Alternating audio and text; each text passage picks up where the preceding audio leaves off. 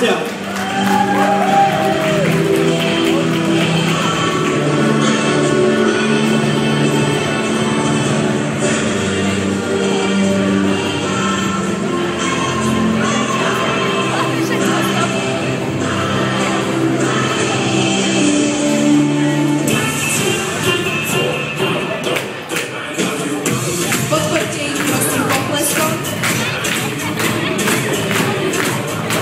Takže vyjadzovanie fliaž do vzduchu.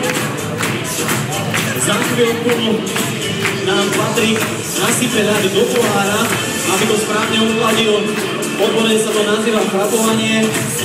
Ak sa bojíte, že niekto rozbije fľašu, tak sa nemusíte báť, lebo tieto fľaše sú nerozbitné a odborne sa nazývajú flérky.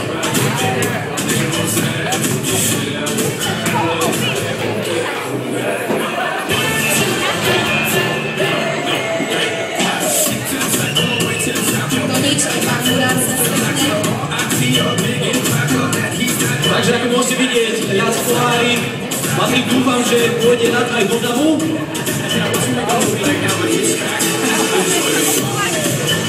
Základ drinkov je, že najprv si musíme do pohára dať nejaký ten sirup. V tomto prípade je to malinový sirup. Najprv sirup ide preto, pretože má strašnú hustú konzistenciu. Kebyže sa dal na vrch, tak všetko sa nám to premieša a nebolo by to bezprofarebné. Po vašej pravej ruke Paťo nalieva pomarančový džús.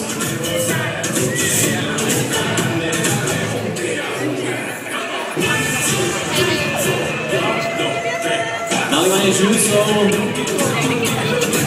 jablkový, pomarančový. Jožko, ja som sa ťa chcela opýtať. Vieš, koľko fliaž padlo za jednu skúšku? Ja nemám ani bodky, môžeš mi to povedať.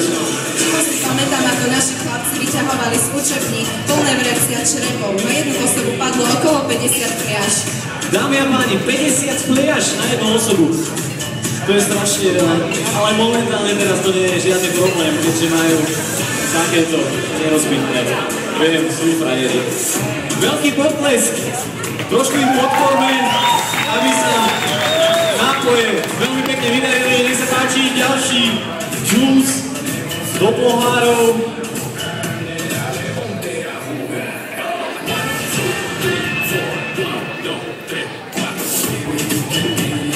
Nech sa páči ľad do davu. Trošku také príjemné ochladenie. To si mnou počasí.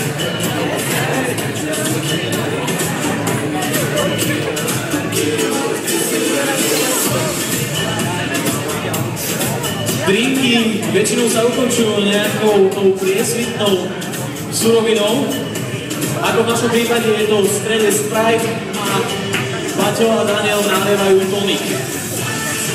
Ukončuje sa to všetko pridaním slamiek.